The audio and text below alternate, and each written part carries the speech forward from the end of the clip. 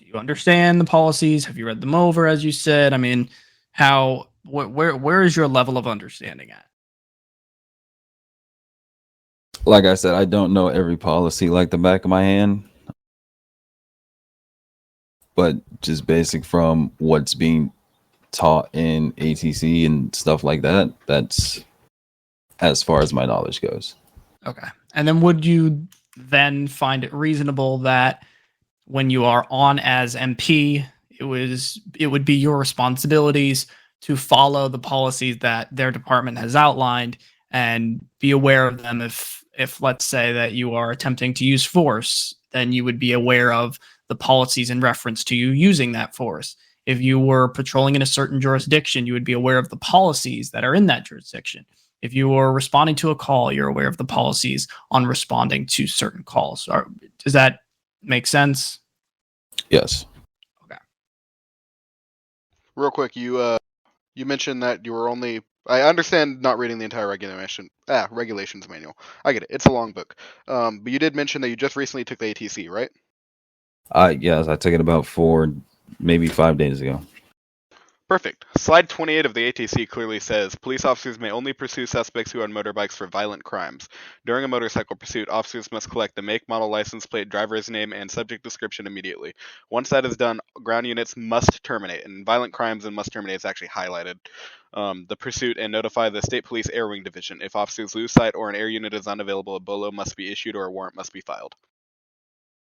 And you told us that was just for speeding, so why did we pursue it in the first place? Well, it was for a reckless op, but I mean, my primary concern here is, and I'll read to you. Patrol units should not exceed 120 miles an hour on highways, 80 miles per hour on city roads, and 100 miles an hour on other major roads. Were you aware of that? And I'm reading from the regulations manual. Okay, my question. I have one quick question. Sure. What is considered other major roads? I would consider. I mean, I'm not going to speak for MP, Better but it's yet. probably like Joshua Road. Better yet, let's do this. In the slide before the slide 28 on the ATC, it actually says if a pursuit is initiated for a non-felony related subject, it must be terminated once pursuit speeds reach over 120. So it has nothing to do with road name per the ATC, which you said you took, and that's what you were familiar with.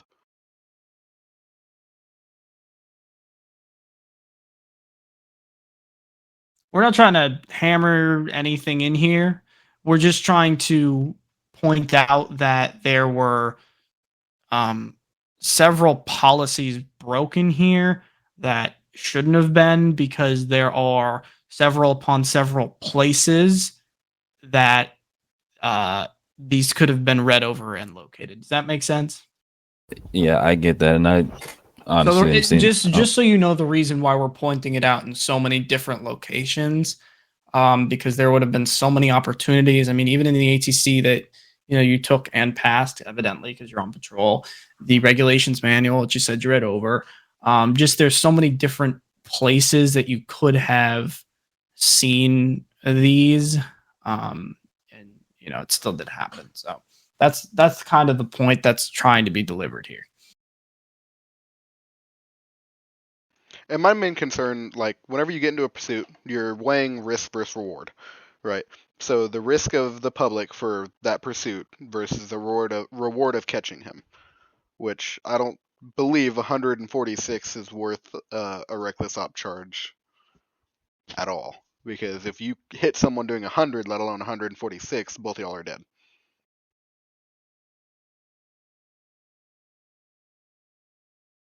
For a violent crime, I will back y'all for violent crimes all day with pursuits. I'm a big pursuit guy. I will back you to the very best of my policy, but for just reckless op, for just speeding on a motorcycle, let alone any motorcycle pursuit, in my opinion, it shouldn't be. You're just putting everybody else at danger, especially with all due respect, the way that you were driving. You failed to clear an intersection, almost crashed. At one point, I think in my clip, you actually did crash, which I was worried it was desync, so I'm not going to hold that against you, but I believe you crashed, and you kept going. Then you talking about on 68? Yeah. Yeah, that was desync. Okay. So either way, then whenever you go northbound on Joshua, you're clear as day in oncoming traffic the entire time with an open lane on the right for an extended period of time. It's just that driving is unreasonable for violent pursuits, let alone any pursuits, or for non-violent pursuits. I will say, once I got onto the proper radio channel, the reason he was running is because he had a warrant for murder on the LEO. But did you know that when you were doing all these maneuvers? I was not aware of that. Okay. And then my next question is: at any point in time, did anyone tell you to terminate the pursuit, or that we were not pursuing, or anything like that? I believe in the clip that you have, probably like right when I got to Stab City. No time before that. I'm not sure. Okay, let me send you another clip. Give me 1 second.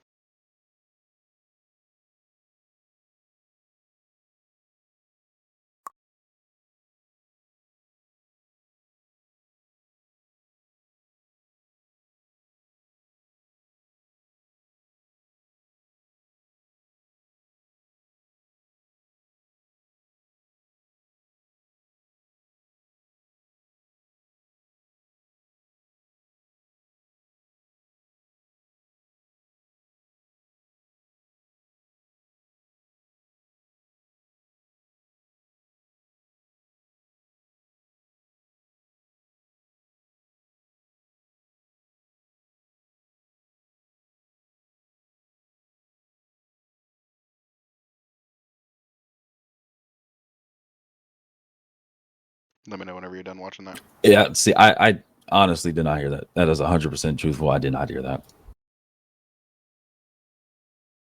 I will put right hand on the Bible that I didn't hear that or anything, you know. My next question is: at any point in time during the pursuit, were you giving call-outs? Did you notify that you were in pursuit? Anything like that? Like I said, I was, but I was on the wrong channel. I did not know that we were in split frequencies with only 10 people in RTO. So I was on patrol ops while everyone else was on MP and state.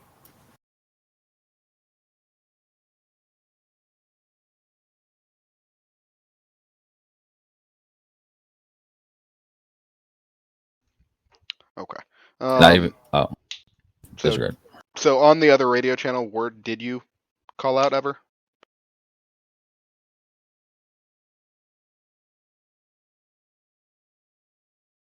I believe it's when I got to Stab City that I heard I think that was the last, like, we are not pursuing, or no, I realized my radio was on the wrong channel, and that's when I switched after the termination. Okay. All right. Give me a couple minutes. Actually, yeah, just give me 1 second, okay? Okay.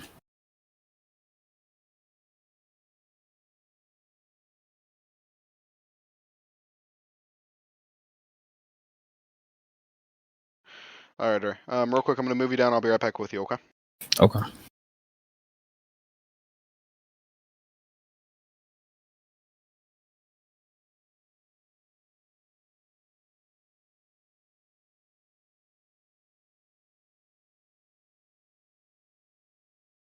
So we have a plethora of policy violations, violations of law, morals.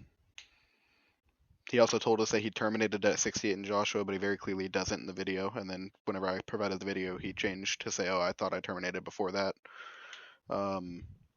That car somehow was doing 146. I have no idea how that was doing 146. Let's just assume that's stock because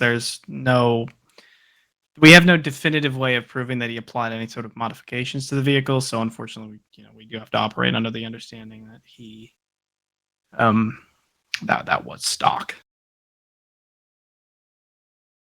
But I mean, I'm not NPCOC. What do you guys think is necessary here? Minimum of a 90. I think a 90 would be good for everything. truthfully, he's been an MP for a while. He knows pursuit policies. Even if he hasn't been here for 60 days, I don't know a single community or agency in real life that you wouldn't call out a pursuit, let alone most agencies don't allow you to pursue motorcycles at all, unless it's like a violent felony. And he told us that he just took the ATC, which very clearly says in 2 different places on that. Well, we can consider the time it took. You know, he hasn't been in the community for, I believe, over 180 something days. So, you know, it is somewhat reasonable that he would have forgotten over such a time. So I wouldn't necessarily say with absolute that, you know, given his prior history in the community, he should absolutely know this to a T. I wouldn't say that because it's been, you know, nearly 200 days. However, I think what you can say is that he should be aware, given the fact that he is now a fully fledged member of the community, and it is his responsibility to know the policies when he's active as municipal police. So I wouldn't necessarily put into consideration his past of knowing because, you know, again, it's been nearly 200 days and he was out of the community for quite a considerable amount of time. He was likely in other communities where policies were different. But I think you can 100% and absolutely consider the fact that he is a fully fledged member and held to the same standard as everyone else, and that he should know the policies of the department if he's active and on as that.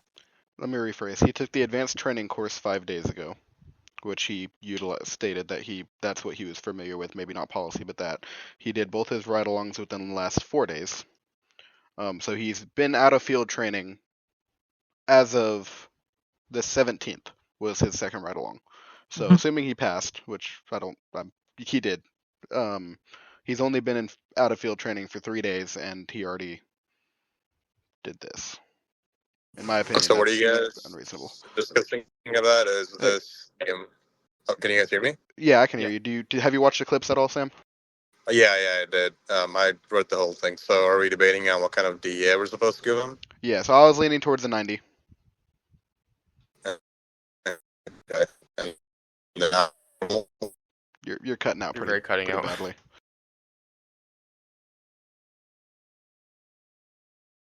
We're doing a 90, which would then come with what I believe you were trying to say, unfortunately, due to his condition. No, was Alex suggesting a verbal? Sorry, my connection's in and out. No, I wasn't suggesting anything. Okay. I would probably say a verbal because this is his first time back in the community, and yeah, unfortunately, if it's anything above a verbal, or I think it says verbal warning plus, he gets terminated. That was his condition of return. That was the condition that he has returning. Oh, if he gets a verbal, he's going to be terminated again? Yep. Yes. Oh. So this is probably going to be a termination. It doesn't really matter if we give him a verbal or a 90 with that condition. In my opinion, I believe it should be a 90, even if he wasn't getting terminated, because I don't believe that's any person would find that reasonable. And then on top of that, he told us he terminated from his clip, and then the moment he was given the other clip, it changed. Oh, well, he didn't terminate. He thought he terminated before that. Well, he said he thought he terminated. You could give him the benefit of the doubt. Alright, so if I'm getting this right, if he gets a verbal or a 90, he's going to get terminated regardless. Yes. Correct. Oh, wow. That was a condition of his return when... Any DA was a termination. And he's only been back in the community for May 25th, so... Yeah, I have it on here. Days. This is how it reads. It says... Any form of disciplinary action which would equal a verbal warning plus will result in automatic termination of membership. Does that mean something more than a verbal warning, or no? That's verbal warning or that's above. That's what I'm actually confused on as well. But I think what that suggests is, at least in my opinion, is anything more than a verbal. So a 90 or a 93 would get him terminated, but if he gets like one verbal warning, I don't see an issue with it. Yeah, let me try and. I'm already Who, DMing Wade who because I set told this condition? Wade. So I talked to Wade a couple minutes at 2:08, and I said it's most likely going to be a verbal warning plus, and I said minimum verbal warning, most likely a 90, and he said then he would need to be terminated, as that per the stipulations of him returning to the community. If he receives a verbal warning plus, he is subject to being removed from the community. So it's a verbal warning or above.